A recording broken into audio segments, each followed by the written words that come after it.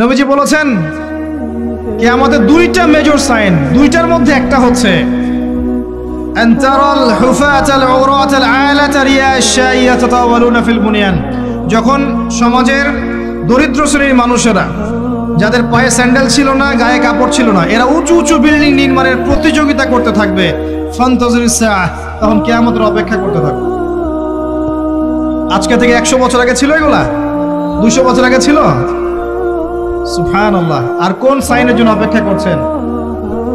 তিনি বলেছেন শেষ জামানায় women will dressed but still they will be naked।